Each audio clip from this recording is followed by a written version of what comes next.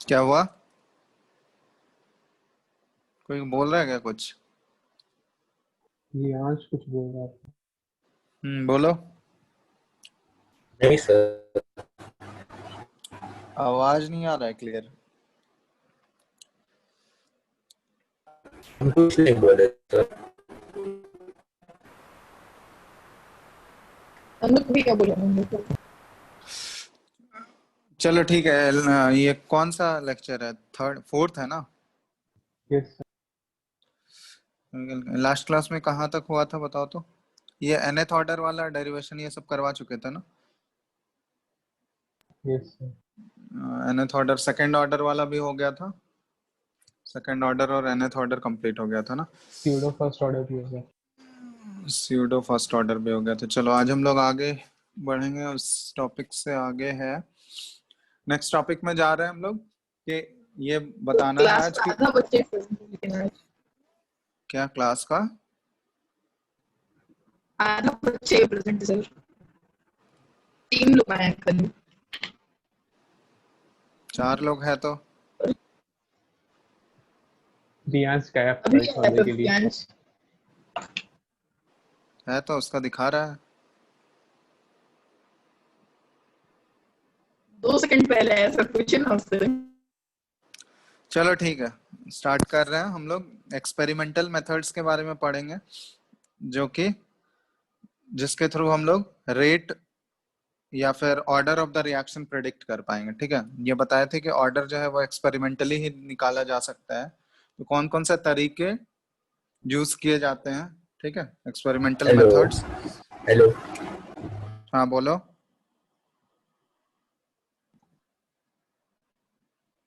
क्या कुछ बोल रहा है क्या प्रियांश? सिर्फ फिर प्रियांश डिस्कनेक्ट हो गया। चलो ठीक है, उसका अब आ गया नेटवर्क सर। कल सर। म्यूट पे करो, म्यूट पे करो। ठीक है, तो आज हम लोग ये एक्सपेरिमेंटल मेथड्स के बारे में पढ़ेंगे to predict the order of the reaction. कौन कौन से मेथड होते हैं? तो इसमें सबसे फर्स्ट जो मेथड है ये है ग्राफिकल मेथड। मतलब ग्राफ के थ्रू हम लोग प्रेडिक्ट कर सकते हैं। ये हम लोग देखे थे, ये ग्राफिकल मेथड देख भी चुके हैं। ये तुम लोग को जब रेस्पेक्टिव ऑर्डर्स बता रहे थे तो वहां पे बताया गया, तो देख रहे थे हम लोग कि हर एक केस में क्या आता है। जैसे जीरो ऑर्डर अगर है, n इक्वल टू जीरो अगर हम लोग पुट करते हैं, तो इसके लिए जीरो ऑर्डर के लिए कैसा इक्वेशन आता है? C T equal to C not minus K T, था ना? और इसका जब ग्राफ प्लॉट करोगे तो स्ट्रेट लाइन आता है। इसी तरह n इक्वल टू वन अगर फर्स्ट ऑर्डर रिएक्शन होगा तो उस केस में इक्वेशन कैसा आता है? C T equal to C not into e पे पावर माइनस के टी। तो ये एक्सपोनेंशियल इक्वेशन आएगा, है ना? इसी तरह n इक्वल टू टू अगर हम लोग पुट कर दें तो n इक्वल टू टू में क्या इक्वेशन आ रहा था बताओ सेकंड ऑर्डर के केस में? 1 by C T one by C T 1 equal by two C naught one by C naught plus K T. K T. ये था इक्वेशन। तो हम लोग देख रहे हैं हर एक केस में क्या हो रहा है कि ऑर्डर अगर हम लोग चेंज करते जा रहे हैं तो इक्वेशन भी चेंज हो रहा है। तो ऑब्वियसली अगर इक्वेशन चेंज होगा तो उसका ग्राफ का नेचर भी क्या होगा? डिफरेंट होगा। तो अगर हमको ग्राफ्स दिया रहेगा, अगर मान लो हम 2-3 ग्राफ यहाँ ड्रॉ कर रहे हैं, वो ग्राफ देख के डायरेक्टली बता सकते हो कि वो कौन से ऑर्डर का वो ग्राफ प्लॉट किया गया है। ठीक है, तो जैसे हम 2-3 ग्राफ, अब ग्राफ जो है जितना बताए हैं उसी सारे में पूछा जाएगा। ठीक है, 1-2 ग्राफ यहाँ पे हम ड्रॉ कर रहे हैं, उसमें बताना कौन से ऑर्डर का है वो।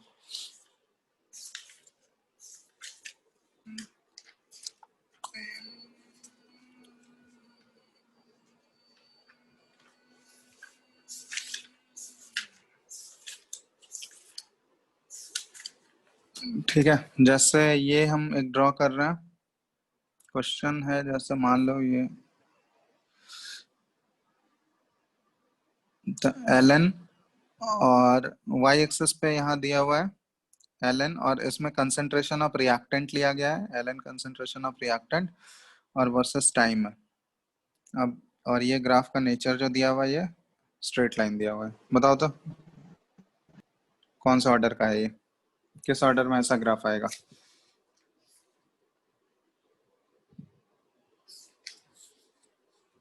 फर्स्ट। फर्स्ट ऑर्डर सबको आ रहा है समझ में ना, कैसे फर्स्ट ऑर्डर हुआ? तो फर्स्ट ऑर्डर का एक इक्वेशन तुम लोग ऐसा भी बताए थे, k इक्वल टू 1/t था ना, या ऐसा था ना, kt equal to ln c0/ct।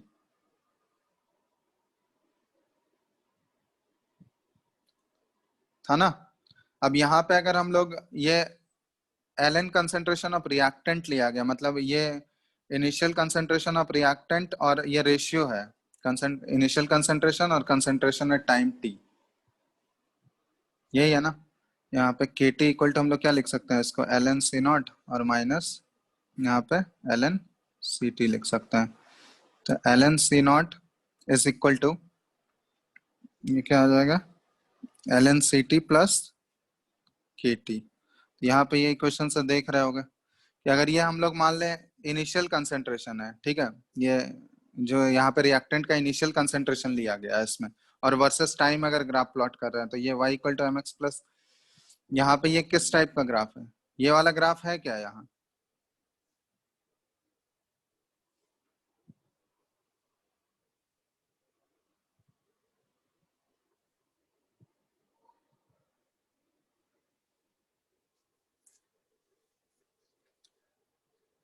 Hello hello, yes sir. आ रहा है आवाज क्या? Yes sir. ठीक है, आ गया, ये लोग आ गया, अद्वय Yes, sir. चलो आ गए ना तुम लोग, अभी जस्ट आए क्या? सर 4 मिनट पहले। चलो ठीक है। तो ये समझ में आ रहा है ना कि ग्राफ अगर हम लोग, ग्राफ अगर दिया रहेगा किसी क्वेश्चन में, तो ग्राफ को देख के हम लोग ऑर्डर भी प्रेडिक्ट कर सकते हैं। जैसे मान लो एक और यहाँ पे ग्राफ अगर दिया है, दूसरा ग्राफ यहाँ पे हम ड्रॉ कर रहे हैं, ये टी हाफ का ग्राफ दिया हुआ है, ठीक है। तो जनरली अगर हम लोग टी हाफ का ग्राफ प्लॉट करें, देखो ये टी हाफ वाला ग्राफ दिया हुआ है, इस केस में बताना तो ये क्या आएगा, टी हाफ और वर्सेस कंसेंट्रेशन है, ठीक है, ये कंसेंट्रेशन ऑफ रिएक्टेंट है, इनिशियल कंसेंट्रेशन ऑफ रिएक्टेंट का ग्राफ प्लॉट किया गया है, इनिशियल कंसेंट्रेशन ऑफ रिएक्टेंट, और ये ग्राफ दिया हुआ है ऐसे स्ट्रेट लाइन जा रहा है। बताओ तो ये कौन सा ऑर्डर है? Zero order. यहाँ देखो ये फर्स्ट ऑर्डर का रिएक्शन था, कंसेंट्रेशन ऑफ रिएक्टेंट टाइम के साथ ln लिए हैं इसमें, तो ये तो फर्स्ट ऑर्डर का है कि अगर ln ले लोगे तो वो लिनियरली डिक्रीज करेगा। लेकिन यही अगर सिर्फ हम लोग कंसेंट्रेशन ऑफ रिएक्टेंट लेते तो उसका नेचर देखो ऐसा आता था ना, अगर हम लोग y एक्सिस पे सिर्फ अगर कंसेंट्रेशन ऑफ रिएक्टेंट अगर लेते हम लोग, ठीक है, और इसका अगर हम लोग वर्सेस टाइम अगर ड्रॉ कर रहे हैं, तो concentration of reactant versus time, अगर ये इस टाइप का ग्राफ दिया हुआ है, एक्सपोनेंशियल ग्राफ, तो इस केस में ये क्या बोलेंगे हम लोग, ये भी फर्स्ट ऑर्डर का ही ग्राफ है, बट यहाँ पे concentration of reactant versus time directly ये ले रहे हैं हम लोग। यहाँ पे ये इक्वेशन था ना कि concentration of reactant with respect to time ये एक्सपोनेंशियली डिक्रीज कर रहा है, लेकिन यही इसका अगर ln ले लोगे, तो ln ले लोगे तो ये कैसे चेंज हो जाएगा, ये लीनियरली हो जाएगा, लीनियर रिलेशन आ जाएगा उसका। समझ में आ रहा है? जैसे यहीं पे ले लो, जैसे ये वाला ग्राफ देखो, ये वाला बताओ तो किसका आया, जीरो ऑर्डर। जीरो ऑर्डर का, क्योंकि टी हाफ का रिलेशन तुम लोग को बताया कि टी हाफ जो होता है ये कैसे चेंज होता है इनिशियल कंसेंट्रेशन के साथ, C0 पे पावर n-1 होता है ना। अब ये ग्राफ लीनियरली वैरी कर रहा है, तो लीनियरली वैरी किस केस में होता है, T half linearly proportional to initial concentration, ये जब n का वैल्यू क्या पुट कर दोगे, 0 पुट कर दोगे, तो n इक्वल टू 0 के लिए ग्राफ आ गया। ये बताना किसके लिए है, ये रेट वर्सेस टाइम का ग्राफ है, ये बताओ कौन से ऑर्डर के लिए है? जीरो।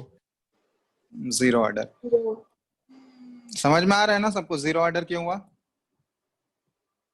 रेट वर्सेस टाइम नहीं, यहाँ पे ये रेट वर्सेस हम लोग इनिशियल कंसेंट्रेशन ले लेते हैं, ठीक है, इनिशियल कंसेंट्रेशन मतलब C0 लेते हैं, C0 मतलब यहाँ समझना कि इनिशियल कंसेंट्रेशन ऑफ रिएक्टेंट ले रहे हैं, क्योंकि इसमें क्या आता है, R is equal to K into concentration of A होता है ना, तो कंसेंट्रेशन ऑफ रिएक्टेंट ले लो यहाँ पे, इनिशियल कंसेंट्रेशन भी नहीं, कंसेंट्रेशन ऑफ रिएक्टेंट, ठीक है, कंसेंट्रेशन ऑफ रिएक्टेंट। तो कंसेंट्रेशन ऑफ रिएक्टेंट अगर चेंज कर भी रहे हैं हम लोग, तो रेट पे कोई फर्क पड़ रहा है क्या उस केस में? रेट तो कांस्टेंट है ना हर एक केस में, देख लो। तो रेट कांस्टेंट है, मतलब यहाँ डायरेक्टली रेट किसके इक्वल होगा हमेशा? ये वाला वैल्यू क्या आएगा, इंटरसेप्ट का वैल्यू? 0 जीरो होगा, इंटरसेप्ट के होगा ना, ये वाई इंटरसेप्ट का वैल्यू पूछ रहा है। तो रेट का वैल्यू हमेशा कांस्टेंट है, और वो किसके वैल्यू के इक्वल होगा हमेशा? रेट कांस्टेंट के इक्वल होगा, क्योंकि ए पे पावर अगर 0 पुट कर दोगे तो वो तो हमेशा 1 रहेगा ना, ठीक है। तो पहला ये है तरीका, मतलब अगर तुमको ग्राफ दिया रहेगा बहुत सारे, वो डिफरेंट टर्म्स में दिया रह सकता है, प्रोडक्ट वर्सेस टाइम का ग्राफ दिया रह सकता है, concentration of product versus time, या रिएक्टेंट वर्सेस टाइम, या फिर टी हाफ का ग्राफ दिया रह सकता है, ठीक है। तो जो ग्राफ्स हम लोग ऑलरेडी पढ़े हैं उसी में से कोई एक ग्राफ तुमको देगा, और उस ग्राफ का नेचर देख के तुमको, ऑलरेडी तुम लोग को इक्वेशन पता है, हर एक ऑर्डर में इक्वेशन अलग अलग आता है, तो इक्वेशन अगर पता है तो आराम से ग्राफ देख के तुम लोग नेचर ऑफ या फिर ऑर्डर हम लोग प्रेडिक्ट कर सकते हैं।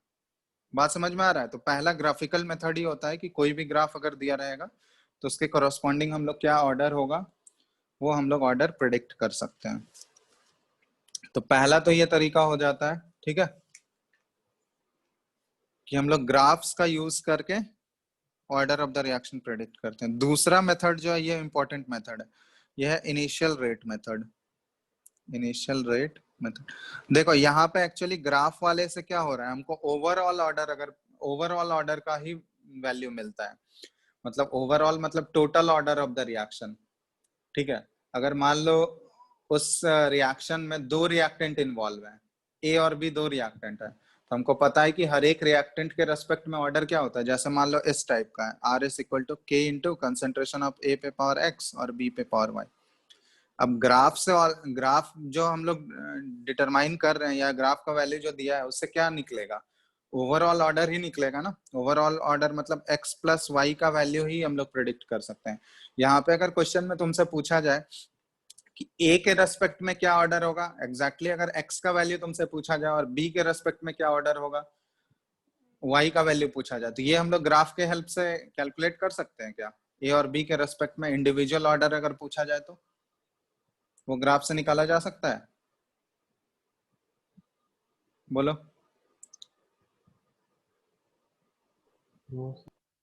क्योंकि ग्राफ जो एक्चुअली रिप्रेजेंट करेगा वो किसका रिप्रेजेंटेशन है, ओवरऑल ऑर्डर का रिप्रेजेंटेशन। उस समझ में आ रहा है ना, रिएक्शन का ओवरऑल ऑर्डर क्या है उसको वो रिप्रेजेंट कर रहा है, ठीक है। जैसा 0 ऑर्डर है यहाँ, तो 0 ऑर्डर का तो ये भी हो सकता है ना कि आर इज इक्वल टू के इंटू कंसेंट्रेशन ऑफ ए पे पावर हो गया 1 और बी पे पावर हो गया -1, ठीक है। ये भी तो 0 ऑर्डर है कि नहीं?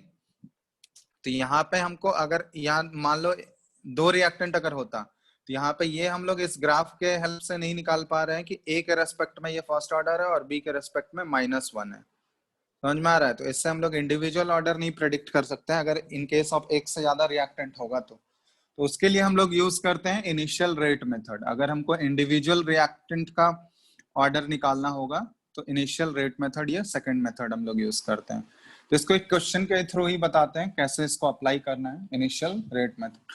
तो एक्चुअली जैसे मान लो एक इक्वेशन तुमको दिया है a + 5b + 6c और ये बन रहा है 3l + 3m, ठीक है। ये कोई जनरल इक्वेशन दिया हुआ है बैलेंस्ड फॉर्म में। यहाँ पे तुमको एक डेटा दिया है, ठीक है, serial number, concentration of A0, initial concentration of A0, concentration of B0, concentration of C0 और यहाँ पे इनिशियल रेट, ठीक है। इनिशियल रेट का ये वैल्यू दिया हुआ है। अब ये डेटा देखो, 4 वैल्यूज तुमको दिए हुए हैं। फर्स्ट वैल्यू है 0.02 ए का कंसेंट्रेशन, दूसरे का भी 0.02, 0.02 और इस केस में जो रेट है 2.08 इंटू 10⁻³ सेकेंड केस में हो गया 0.01, 0.02,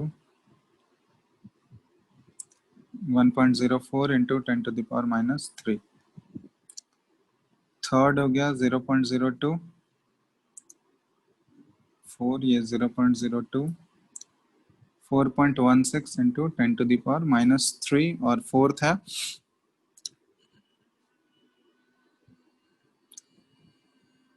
ये कुछ ऐसे तुमको एक्सपेरिमेंटल डेटास गिवन है और इस डेटा का यूज करके तुमको अब यहाँ पे कैलकुलेट करना है। देखो पहले तो निकालना है हमको कि रेट कांस्टेंट k का वैल्यू क्या होगा, ठीक है।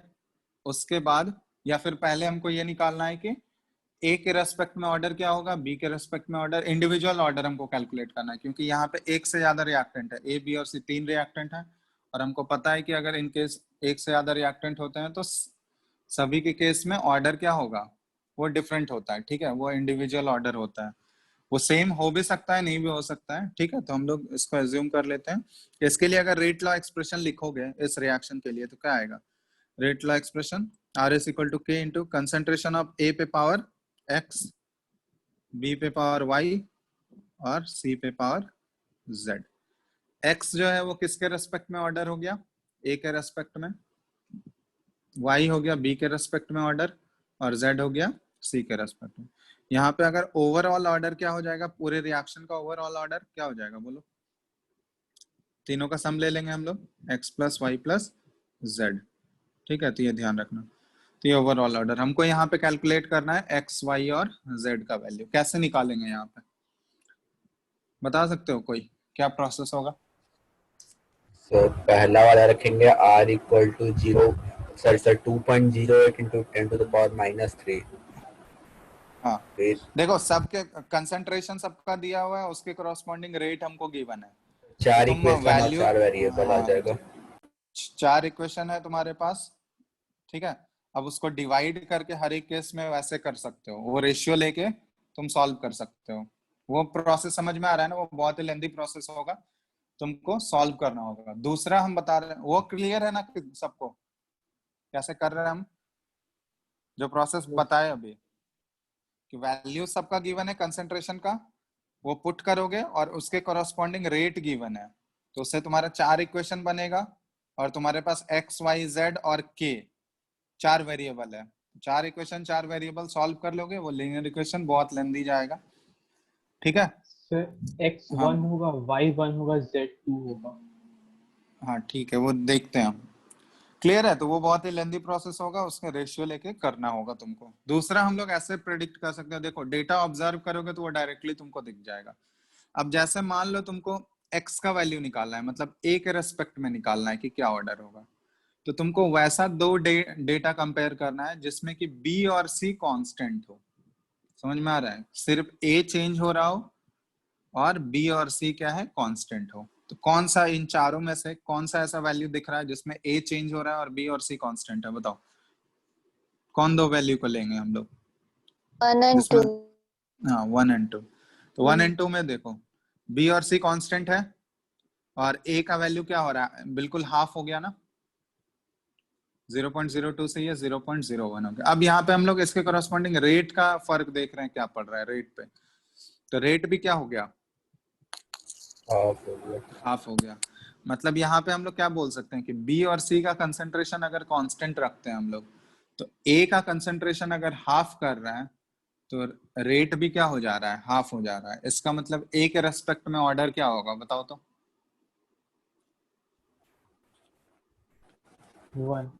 1 होगा, क्योंकि A को आधा कर रहे हैं तो रेट भी आधा हो रहा है, मतलब 1:1 का ही रिलेशन होगा ना। एक को आधा करने पे रेट भी आधा हो रहा है। B और C तो कांस्टेंट ही है, उससे तो कोई फर्क पड़ेगा नहीं। तो A अगर आधा हो रहा है तो रेट भी आधा हो रहा है, मतलब A के रेस्पेक्ट में ऑर्डर क्या होगा, 1 होगा। तो यहाँ पे X जो है, X का वैल्यू क्या आ गया, ये 1 हो गया। अब नेक्स्ट हम लोग Y का वैल्यू निकाल रहे हैं। Y जो है ये ऑर्डर है विद रेस्पेक्ट टू B, तो B के रेस्पेक्ट में हम लोग निकालना चाह रहे हैं। तो B के रेस्पेक्ट में अगर निकालना है तो वैसा दो डेटा तुमको चुनना होगा, सेलेक्ट करना है जिसमें A और C कांस्टेंट होगा और सिर्फ B वैरी हो रहा होगा। कौन सा डेटा है बताओ? 1 and 3. 1 and 3 समझ में आ रहा है सबको? देख लो 1 and 3 को अगर हम लोग कंपेयर करें तो यहाँ पे देखो A और C कांस्टेंट है और B क्या हो रहा है, 2 टाइम्स हो गया, दुगना हो गया ना। 1 होगा, क्या हुआ? तो y equals to 1. हाँ, तो देखो बी टू टाइम्स हुआ तो रेट भी कितना टाइम्स हो गया, 1 और 3 को कंपेयर करो तो रेट भी ये 2 टाइम्स ही हो गया है ना। मतलब बी का कंसेंट्रेशन अगर डबल हो रहा है तो रेट भी डबल हो जा रहा है। इसका मतलब हम लोग क्या बोल सकते हैं कि उसके रेस्पेक्ट में भी ऑर्डर क्या है, 1 ही है, क्योंकि कंसेंट्रेशन अगर डबल कर रहे हैं तो रेट भी डबल हो रहा है। इसका मतलब पावर 1 होगा तभी तो ये हो रहा है। ठीक है, एक्स का वैल्यू 1 हो गया, वाई का वैल्यू 1 हो गया, अब जेड का वैल्यू निकालना है। अब जेड के लिए क्या है, सी के रेस्पेक्ट में ऑर्डर है तो वो कंपेयर, हाँ 1 और 4 को कंपेयर करना होगा जिसमें सी चेंज हो रहा है और ए और बी कांस्टेंट है। तो 1 और 4 का डेटा यूज करो। तो देखो यहाँ पे क्या हो रहा है, तो सी हो गया डबल, 0.02 से 0.04 हो गया, और 1 और 4 का रेट में देखो कितने टाइम्स का फर्क आ रहा है, 4 times. कितना टाइम्स हो गया, 4 टाइम्स हो गया, है ना। तो कंसंट्रेशन अगर हम लोग डबल कर रहे हैं तो रेट 4 गुना हो जा रहा है। इसका मतलब पावर क्या होना चाहिए,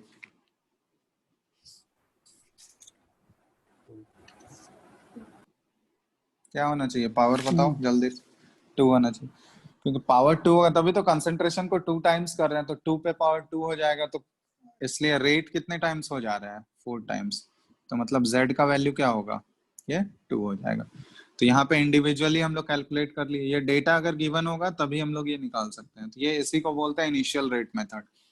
तो यहाँ a के रेस्पेक्ट में ऑर्डर क्या हो गया, x हो गया, ये 1 हो गया, b के रेस्पेक्ट में भी 1 हो गया और c के रेस्पेक्ट में 2 हो गया। अब यहाँ पे रेट कांस्टेंट k का वैल्यू अगर तुमको निकालना है तो उसके लिए क्या करेंगे हम लोग, तो उसके लिए देखो यहाँ पे अब तो वैल्यूज आ गया ना हमको, r is equal to k into a पे पावर अब 1 हो गया, b पे पावर भी 1 आ गया, और c पे पावर क्या लिख देंगे हम लोग, 2 हो गया। अब रेट कांस्टेंट k का वैल्यू निकालना है तो कोई एक वैल्यू यूज कर लो, कोई एक डेटा यूज कर लेंगे हम लोग उसके क्रॉस, क्योंकि k इन चारों में से किसी वैल्यू से निकालोगे k का वैल्यू तो चेंज नहीं होगा ना, k तो कांस्टेंट रहता है, रेट कांस्टेंट है वो। तो मान लो हम फोर्थ वैल्यू यूज कर रहे हैं, फोर्थ डेटा यूज कर रहे हैं, तो उस समय रेट कितना है, 8.32 into 10 to the power minus,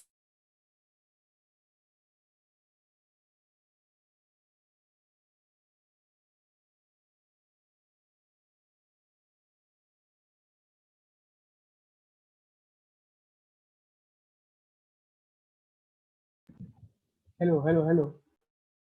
hello, video रुक गया ना? हेलो यस सर, वीडियो रुक Yes, गया। sir. हेलो, चलो ठीक है, अभी आ रहा है ना। यस तो सर। यहाँ पे के, हाँ के का वैल्यू निकालना है हमको, तो यहाँ पे फोर्थ वाला डेटा यूज कर रहे हैं हम लोग। तो फोर्थ में देखो ए का कंसेंट्रेशन कितना है, 0.02 पावर 1 हो जाएगा, बी का हो गया 0.02 पावर 1 हो गया, और सी का है 0.04 और पावर क्या हो जाएगा यहाँ पे 2। के का वैल्यू निकालो तो कितना आ रहा है,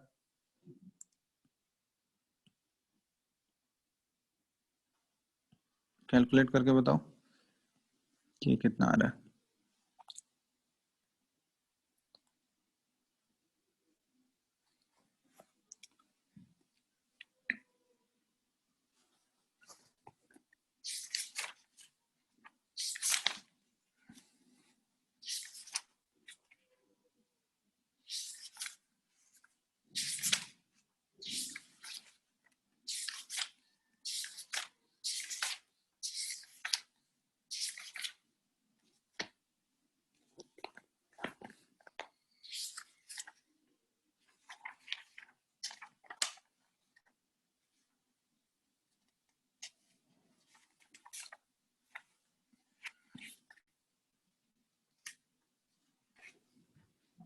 1.3 into the power 4. 1.3 into 10 to the power 4। Unit बता सकता है यहाँ पे के का कोई, यूनिट क्या होगा,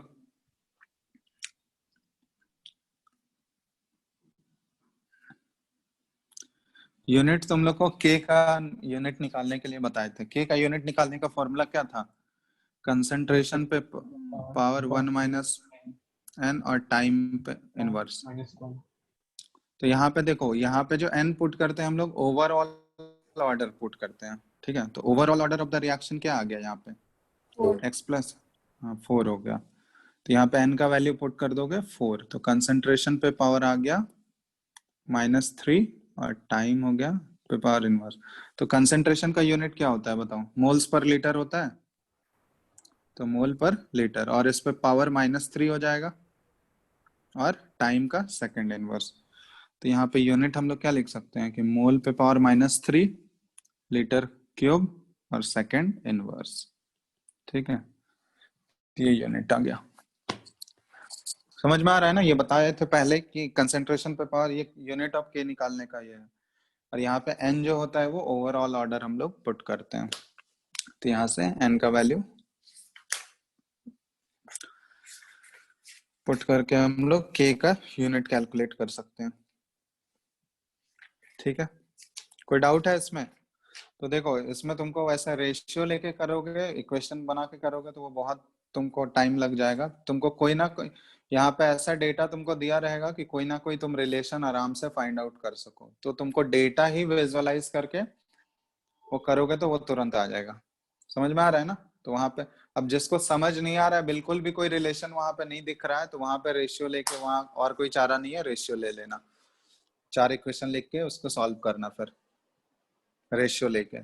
समझ में आ रहा है? जहाँ पे डायरेक्टली अगर तुमको रिलेशन दिख रहा है तो वहां पे बस डेटा विजुअलाइज करके उसके कॉरस्पॉन्डिंग आराम से निकाल सकते हो वैल्यू ऑर्डर का। ठीक है, कोई डाउट है इसमें, ये प्रोसेस में बताओ, बोलो किसी को भी। हेलो? तो देखो, ये वाला मेथड जनरली यूज किया जाता है जहां पे तुमको एक से ज्यादा रिएक्टेंट अगर गिवन है और हर एक रिएक्टेंट का तुमको इंडिविजुअल ऑर्डर अगर निकालना है। ठीक है, तो ये वाला प्रोसेस जो है बहुत ही ज्यादा यूजफुल हो जाता है। मतलब बहुत ही ज्यादा क्या, यही प्रोसेस हम लोग यूज ही करते हैं इंडिविजुअल ऑर्डर निकालने के लिए। ठीक है, चलो नेक्स्ट हम लोग मेथड पे जा रहे हैं।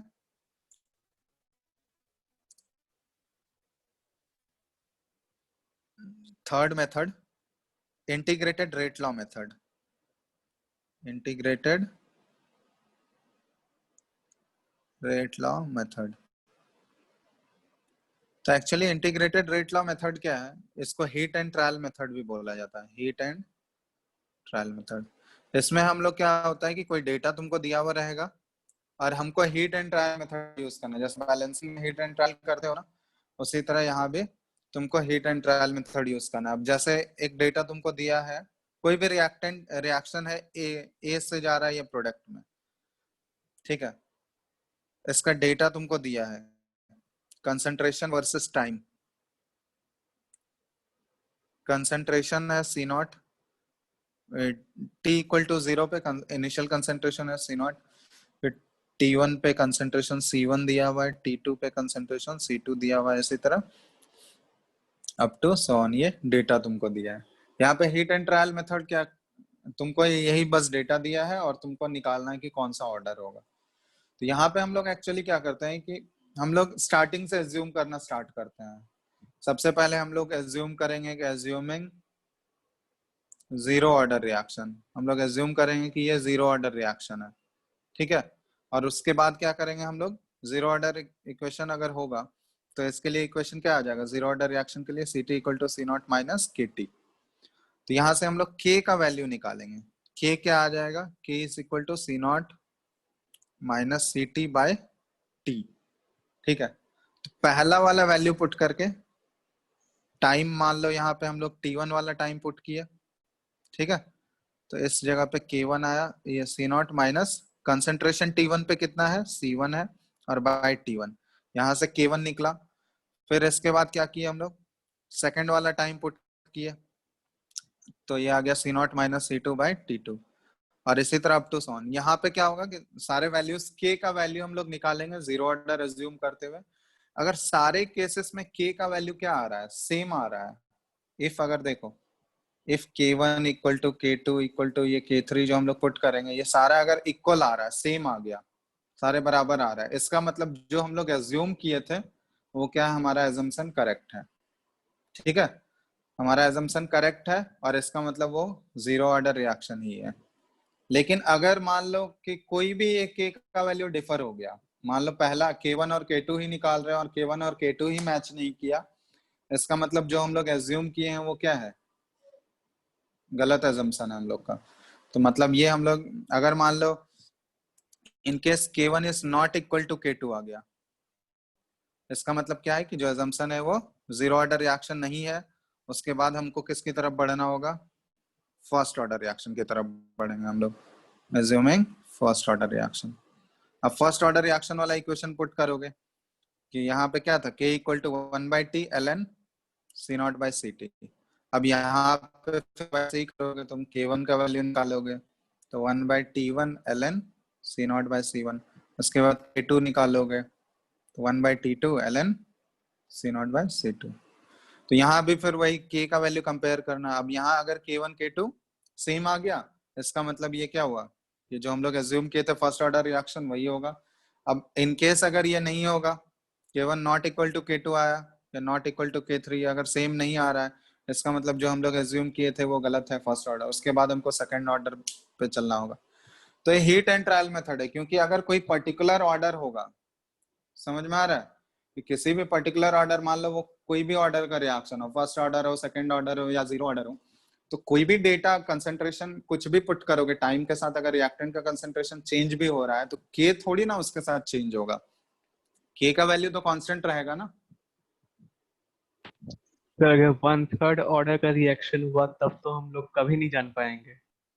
हाँ, तो उस केस में हम लोग एक्चुअली यहाँ पे हम लोग क्या कर रहे हैं, ये हम लोग जो क्वेश्चंस जो मेनली 1/3 का नहीं पूछा जाता है, एक्चुअली जो हम लोग के सिलेबस में है वो जीरो, फर्स्ट, सेकंड, उसी टाइप का रिलेटेड। अगर हीट एंड ट्रायल वाला भी क्वेश्चन भी रहेगा तो इसी टाइप का तुमको रहेगा कि वो होल नंबर में रहे या फिर इंटीग्रल वैल्यूज हो, डेसिमल में नहीं हो, 0 1 2 3 ऐसा ही रहेगा। तो एक्चुअली ये प्रोसेस ये हम लोग एम्प्लॉय नहीं करेंगे, ठीक है, वो जनरली दूसरे तरीके से वो निकल ही जाएगा। ये बहुत ही लेंदी प्रोसेस है, मतलब जब कोई भी प्रोसेस तुम्हारा काम नहीं कर रहा है तब फिर फाइनली इसको हम लोग यूज कर सकते हैं। और ये भी, इसका भी लिमिटेशन है कि ये वाला प्रोसेस सिर्फ और सिर्फ कब वैलिड होगा तुम्हारा, मतलब इसको कब हम लोग यूज कर सकते हैं, जब तुमको इंटीग्रल वैल्यूज हो, डेसिमल वैल्यूज के लिए तो बहुत ही मुश्किल होगा। ये मुश्किल क्या, ये तो एम्प्लॉय ही नहीं कर सकते हम लोग, उसके लिए फिर इंटीग्रेट करके तुमको अलग से इक्वेशन निकालना होगा, अब वो जो कि पॉसिबल नहीं है। ठीक है, तो जस्ट जैसे हीट एंड ट्रायल मेथड लगाते हो उसी तरह एज्यूम करके, क्योंकि यहाँ पे हम लोग K का वैल्यू कांस्टेंट कर रहे हैं, तो किसी भी पर्टिकुलर ऑर्डर में K का वैल्यू कंसंट्रेशन ऑफ रिएक्टेंट के साथ वेरी नहीं करेगा। ठीक है, K हम लोग आगे पढ़ेंगे कि वो कैसे वेरी करता है, वो टेम्परेचर डिपेंडेंट होता है, जब तक टेम्परेचर चेंज नहीं होगा तब तक K का वैल्यू चेंज नहीं हो रहा होगा। ठीक है, तो ये मेथड हो गया हीट एंड ट्रायल मेथड, समझ में आ रहा है ना। तो ये जब तक इक्वल नहीं आ जाता है तब तक इसको करते रहोगे। ठीक है, ये है हीट एंड ट्रायल। ये किए हो गए ना, जैसे बैलेंसिंग में हम लोग heat and trial method mostly use करते हैं। तो बैलेंसिंग तुम लोग रिडॉक्स का पढ़े हो क्या, रिडॉक्स रिएक्शन तुम लोग को हुआ है पढ़ाई थोड़ा बहुत? इसका बैलेंसिंग नहीं हुआ है। बैलेंसिंग नहीं हुआ है, चलो ठीक है। रिडॉक्स में ये तो बताया 10th गया ही है में क्या पढ़े तुम? थे, 11th में नहीं अच्छा, पढ़े हैं। तुम लोग का मोल कॉन्सेप्ट हुआ है, मोल कॉन्सेप्ट में ये इक्विवेलेंट कॉन्सेप्ट बताया गया है क्या, नॉर्मेलिटी, नंबर ऑफ इक्विवेलेंट निकालने, इक्विवेलेंट वेट निकालने, नहीं ये सब सर, नहीं। इक्विवेलेंट कॉन्सेप्ट बिल्कुल भी नहीं बताया गया है। तो नॉर्मेलिटी पढ़े हैं। हाँ, तो नॉर्मेलिटी पढ़ने के लिए इक्विवेलेंट कॉन्सेप्ट तो आना चाहिए ना। तो नंबर ऑफ, बिना नंबर ऑफ इक्विवेलेंट्स के नॉर्मेलिटी कैसे निकाल सकते हैं हम लोग, वहां पे एक एन फैक्टर का जरूरत पड़ता है हमको, वो सब पढ़े हो एन हाँ, एक फैक्टर बार या? पढ़ा है सर। चलो ठीक है, क्योंकि उसका रिक्वायरमेंट आगे पड़ेगा हम लोग को इसी चैप्टर में, चलो देख लेते हैं, नहीं तो उसको बाद में ही बता देंगे वो वाला पोर्शन। ठीक है, तो ये हो गया, थर्ड हो गया method, heat and trial method है। चौथा जो मेथड है, इससे रिलेटेड क्वेश्चन एक साथ ही कराएंगे, ठीक है। चलो, फोर्थ जो मेथड है ये है half life method. Half life method में एक्चुअली क्या होता है, देखो यहाँ पे हाफ लाइफ का हम लोग यूज करते हैं, जैसे हाफ लाइफ का रिलेशन बताया कि टी हाफ जो है, ये हम लोग पढ़े हैं कि इनिशियल कंसंट्रेशन और पावर n-1, इसलिए ये डायरेक्ट रिलेशन होता है। तो यहाँ पे इसको हम लोग लिख सकते हैं कि टी हाफ इनटू, इसको इधर ले आते हैं हम लोग, तो सी नॉट पे पावर n-1, ये क्या होगा, हमेशा किसी कांस्टेंट k का इक्वल होगा, है ना। प्रोपोर्शनलिटी साइन हटाओगे तो इसको प्रोडक्ट के फॉर्म में जब लिखेंगे तो ये इन दोनों का प्रोडक्ट हमेशा किसी कांस्टेंट के इक्वल होगा। तो यहाँ पे हम लोग इसको ऐसे लिख सकते हैं कि किसी फर्स्ट इक्वेशन का तुमको टी हाफ गिवन है और यहाँ पे इंटू C1 और n-1 इक्वल टू हम लोग क्या पुट कर सकते हैं, ये T2 इंटू C2 पे power n-1 equal to T3 into C3 पे power n-1 up to so on, ये ऐसा चलते रहेगा। लिख सकते हैं ना ऐसे, जैसे PV इक्वल टू कांस्टेंट होता है तो हम लोग लिखते हैं ना P1 V1 equal to P2 V2, तो वही सेम चीज है। ये T1 क्या डिनोट कर रहा है, फर्स्ट वाले केस का टी हाफ, और जिस केस का ये टी हाफ है उस समय उसका जो इनिशियल कंसेंट्रेशन है C1 और इस पे पावर n-1, n यहाँ पे क्या है, ऑर्डर ऑफ द रिएक्शन। ठीक है, तो यहाँ भी वही लिमिटेशन है कि इस प्रोसेस से हाफ लाइफ मेथड से हम लोग इट इज ओनली एप्लीकेबल, ऐसे लिख सकते हैं हम लोग, इट इज एप्लीकेबल ओनली, पहला तो half life of the reaction क्या होना चाहिए, डिफाइंड होना चाहिए। ठीक है, अगर अनडिफाइंड है तो उसमें हम लोग नहीं इसको यूज कर सकते हैं। तो half life of the reaction अगर डिफाइंड अभी यूज करेंगे। और दूसरा चीज दिस मेथड, इस मेथड से हम लोग कभी भी इंडिविजुअल ऑर्डर निकाल सकते हैं क्या, बताओ। अगर एक से एटेंट होंगे तो इंडिविजुअली हम लोग हर एक एटेंट ऑर्डर निकाल सकते हैं। यहाँ भी हम क्या होगा, क्या निकाल सकते हैं हम लोग, एक्चुअली इस फॉर्मूले से, टी हाफ वाले फॉर्मूले से या इस प्रोसेस से हम लोग ओवरऑल ऑर्डर ही निकाल सकते हैं, overall order of the reaction. ठीक है, तो जैसे मान लो एक क्वेश्चन इससे रिलेटेड देते हैं टी हाफ के वैल्यू से।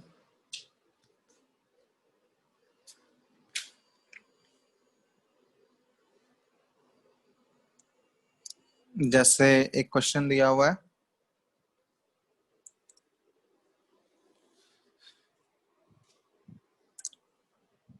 ठीक है, क्वेश्चन है कि NO का रिडक्शन हो रहा है, नाइट्रिक ऑक्साइड है ये, इसका रिडक्शन हो रहा है हाइड्रोजन के साथ। तो ये दिया हुआ है N2 प्लस 2H2, ये बैलेंस इक्वेशन तुम लोग को दिया हुआ है। क्वेश्चन में दिया हुआ है कि इफ इक्विमोलर मिक्सचर, यहाँ पे लिख दे रहे हैं, जल्दी जल्दी इसको कर लेना। इफ इक्विमोलर मिक्सचर, दोनों का इक्विमोलर मिक्सचर लिया गया है of NO and H2 is taken at initial pressure of 350 mmHg। बोला गया कि टोटल प्रेशर जो है reduces to half its value after 121 second. जब इनिशियल जो है इनिशियल प्रेशर 350 लिया गया था, तो टोटल प्रेशर जो है वो हाफ हो जाता है अपने वैल्यू के 121 सेकेंड बाद। ठीक है, while if initial total pressure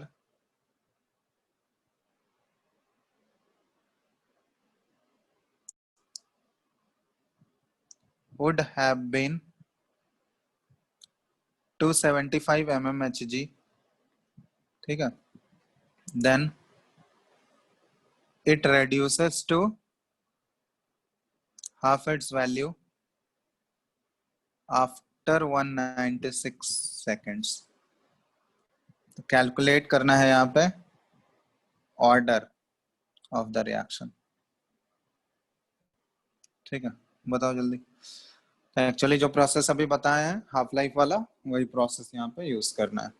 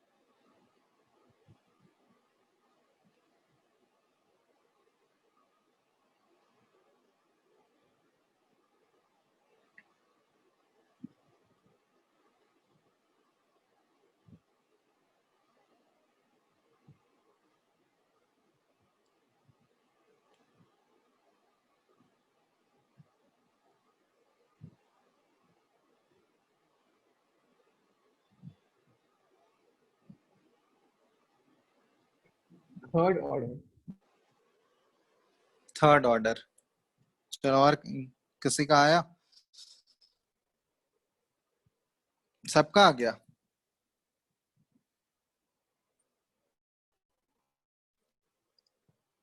देखो यहाँ पे हम लोग कंसंट्रेशन के टर्म में बात नहीं कर रहे हैं, क्योंकि सारे गैसियस रिएक्टेंट और प्रोडक्ट इन्वॉल्व है, तो प्रेशर के टर्म में बात कर सकते हैं हम लोग। तो यहाँ पे टोटल प्रेशर दिया हुआ है तुमको, कंसंट्रेशन नहीं दिया हुआ है, टोटल प्रेशर दिया हुआ है। तो देखो एक्चुअली क्या दिया हुआ है कि शुरुआत में बोला गया है कि जब इनिशियल प्रेशर कितना लिया गया था, 350 लिया गया था, तो वो अपने वैल्यू के हाफ होता है कब? 121 सेकंड बाद होता है। मतलब फर्स्ट वाले केस में टी हाफ का वैल्यू दिया हुआ है तुमको 350 mm। सेकंड वाले में क्या बोला है कि जब इनिशियल टोटल प्रेशर लिया गया 275, तो उस केस में ये हाफ होता है 196 सेकंड बाद। तो दूसरे केस का टी हाफ दिया हुआ है 196।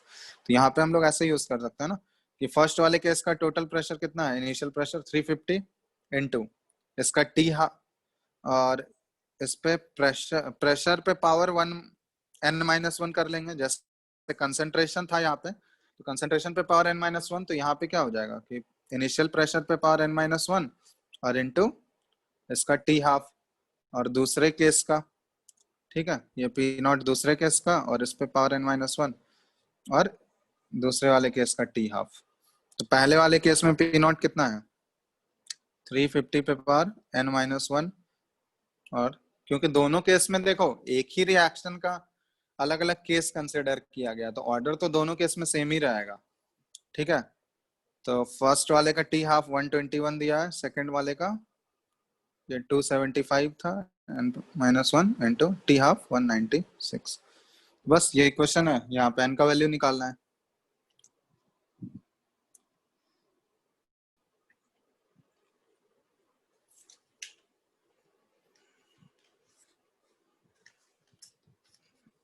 इसको सॉल्व कर लो, आ गया n का। इसको इस साइड ले आओगे तो ये कितना आ जाएगा, 3 आ गया, 3 आ गया ना सबका। Yes sir. हाँ 350 बाई 275, और इसको ओवरऑल हम लोग n-1 लिख सकते हैं, और ये क्या आ गया 196 बाय 121। 196 बाय 121 को हम लोग 14 बाय, और यहाँ पे अगर देखोगे तो ये भी देखो 25, हाँ 25 से कट जाएगा ये 14 बाय 11 और पावर n-1, और ये हो गया 14 बाय 11 का स्क्वायर, मतलब n-1 इक्वल टू 2, n का वैल्यू क्या आ गया 3। तो मतलब ओवरऑल ऑर्डर, ये एक्चुअली जो है ऑर्डर हमको ओवरऑल मिला। अब जैसे तुमको यहाँ पे अगर ये पूछा जाता कि आर एस इक्वल टू, यहाँ पे दो रिएक्टेंट इन्वॉल्व है, एक NO है और दूसरा H2 है, तो यहाँ पे हम लोग इंडिविजुअली नहीं निकाल पा रहे हैं। यहाँ जैसे इसके रेस्पेक्ट में x और y, तो ये x प्लस y का वैल्यू देगा, ये ओवरऑल वैल्यू हमको पता है कि 3 है। यहाँ x और y का क्या क्या वैल्यू होगा, वो एग्जैक्ट वैल्यू हम लोग यहाँ इस मेथड से नहीं निकाल सकते हैं। हाफ लाइफ मेथड से ओवरऑल ऑर्डर ही पता किया जा सकता है, इंडिविजुअल ऑर्डर नहीं होता है। तो ये इस मेथड का लिमिटेशन है। इंडिविजुअल ऑर्डर अगर निकालना होगा तो उसके लिए हम लोग इनिशियल रेट मेथड था, ठीक है, उससे इंडिविजुअल ऑर्डर निकाला जाता है। तो वहां पे एक्चुअली हमको वो डेटा का भी जरूरत पड़ेगा, ये इस डेटा से हम लोग इंडिविजुअल ऑर्डर नहीं निकाल सकते हैं। आ गया ना सबका आंसर, बोलो। Yes sir. चलो, तो ये हो गया फोर्थ मेथड था ये हाफ लाइफ मेथड। एक और मेथड है इसमें, इसको बोलते हैं हम लोग Ostwald's dilution method, sorry Ostwald isolation method. Ostwald's isolation method मतलब यहाँ पे हम लोग आइसोलेट करते जाते हैं, जैसे स्यूडो फर्स्ट ऑर्डर काइनेटिक्स हम लोग पढ़े थे, उसी टाइप का है एक्चुअली ये।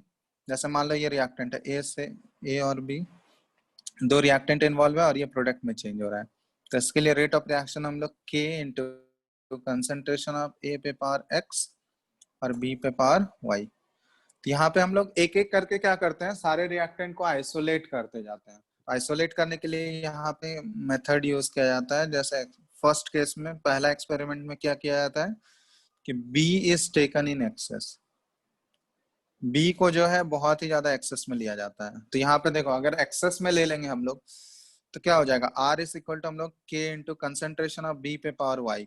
इसको हम लोग बिल्कुल क्या एज्यूम कर सकते हैं, कांस्टेंट एज्यूम कर सकते हैं, जैसे स्यूडो फर्स्ट ऑर्डर काइनेटिक्स में हो रहा था। किसी एक को बहुत ही एक्सेस अमाउंट में ले लेते हैं ताकि उसका कंसेंट्रेशन क्या हो जाए, बिल्कुल कांस्टेंट हो जाए। और यहाँ पे आप किसके अकॉर्डिंग वेरी कर रहा होगा, ये सिर्फ कंसेंट्रेशन ऑफ A पे पावर X के अकॉर्डिंग वेरी कर रहा होगा, ठीक है, क्योंकि ये तो कांस्टेंट हो गया। इसके लिए हम लोग पुट कर दिया R is equal to K1 कुछ यूज कर लिए, और ये कंसेंट्रेशन ऑफ A पे पावर X। और यहाँ पे K1 किसके इक्वल हो गया, K into concentration of B पे पावर Y। तो पहले केस में तो हम लोग ये ले लिए, सेकंड क्या कर लिए, A को एक्सेस में ले लिए, A is taken in access. अब A एक्सेस में अगर लेंगे तो क्या हो जाएगा बताओ। अब सिर्फ और सिर्फ वो किसके अकॉर्डिंग वेरी करेगा,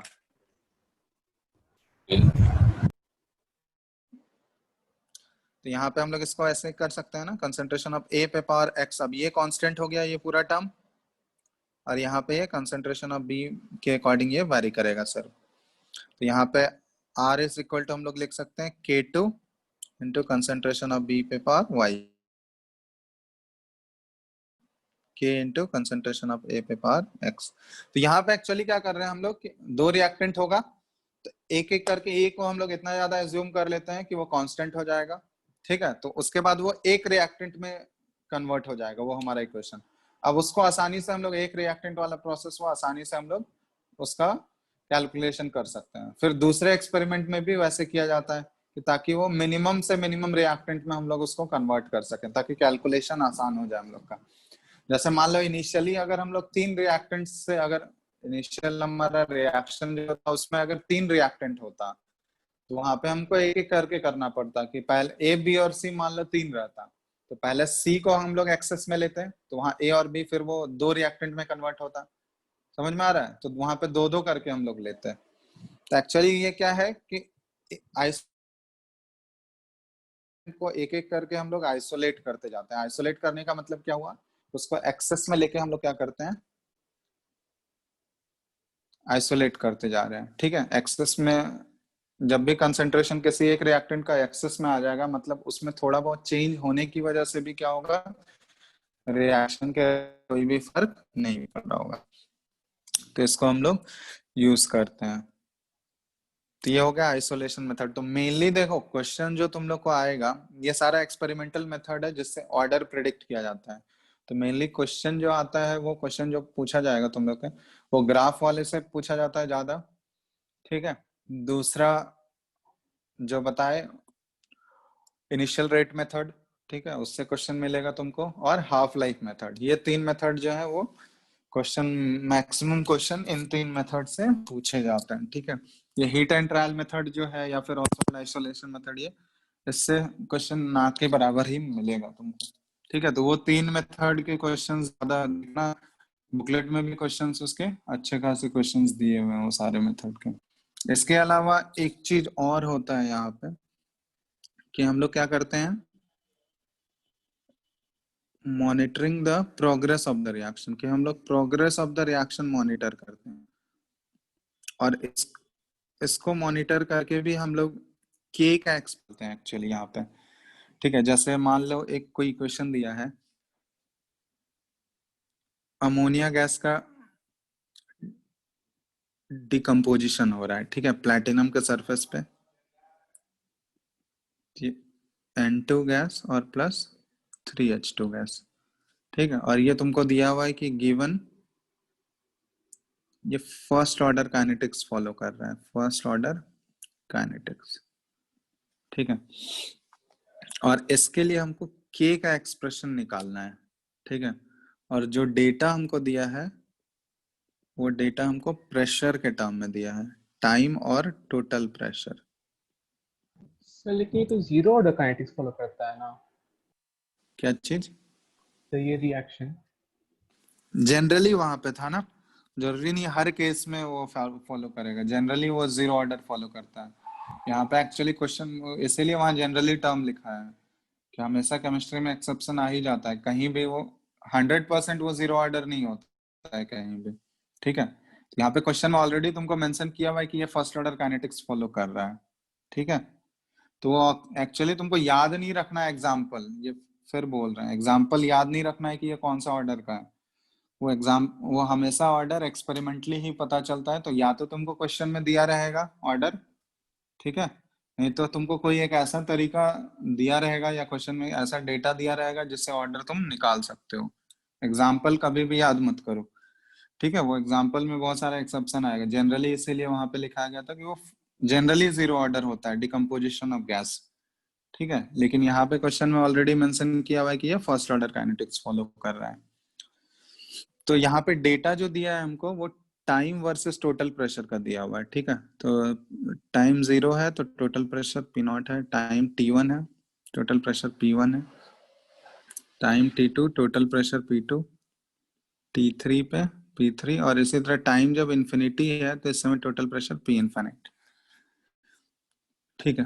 तो एक्चुअली देखो जब हम लोग कंसंट्रेशन का अगर यूज करते हैं हम लोग, जैसे मान लो यहाँ पे हम लोग लिख रहे हैं, ठीक है। अब गैस है यहाँ पे, तो गैस के केस में क्या हो सकता है कि रिएक्टेंट और प्रोडक्ट दोनों गैस है, तो इसको हम लोग कंसंट्रेशन के फॉर्म में भी रिप्रेजेंट कर सकते हैं और डायरेक्ट प्रेशर के फॉर्म में भी कर सकते हैं।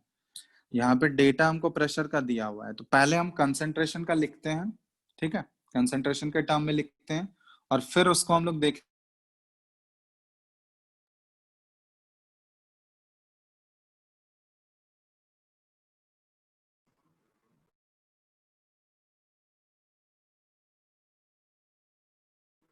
है, हेलो। सर आवाज नहीं आ रहा। ठीक है, बोलो। सर आपका बीच में आवाज हेलो, चली गया था।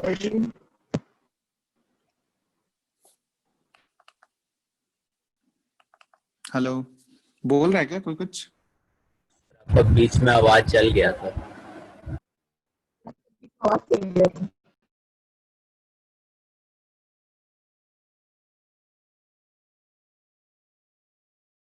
हेलो। हेलो।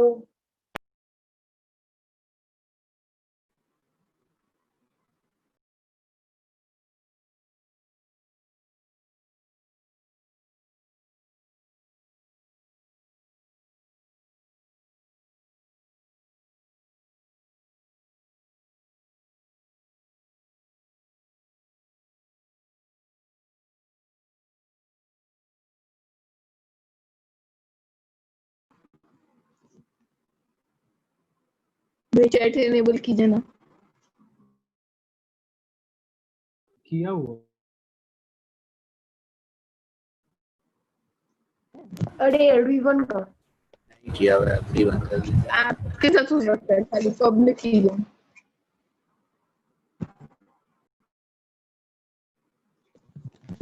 मोड्स में जाके करना पड़ता है पब्लिक चैट।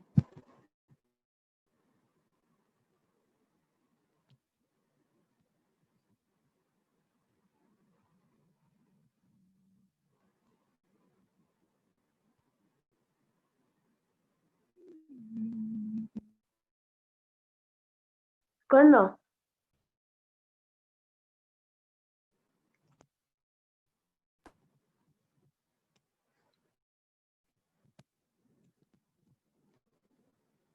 उसमें नहीं ना।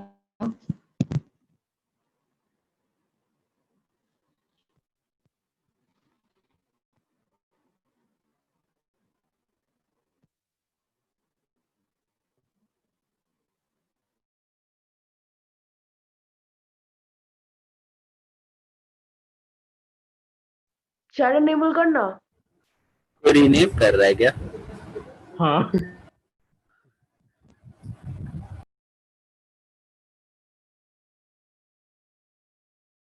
मेरा नाम बदल गया, आदित्य का भी नाम बदल गया।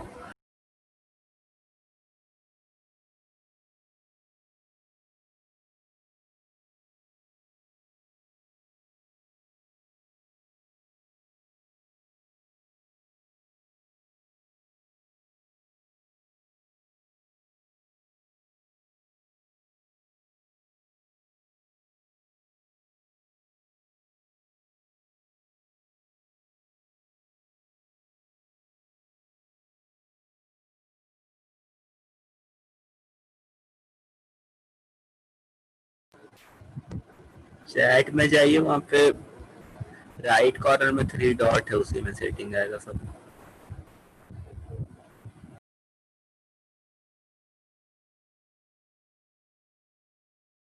हुआ।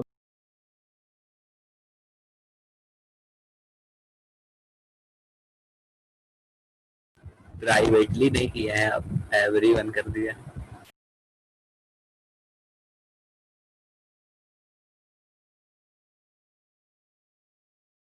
तो किस में जाना है? मोड में जाओ ना। मोड से कुछ ऑप्शन ही नहीं आ रहा है।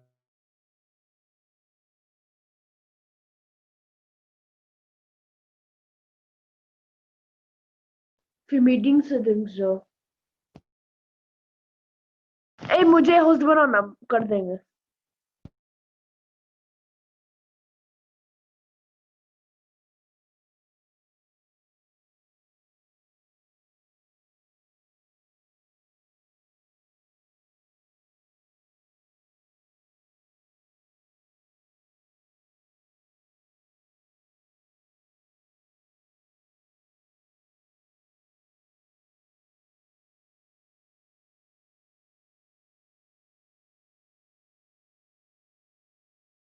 क्लास बंद हो गया, सर बोले नेक्स्ट क्लास में आगे होगा।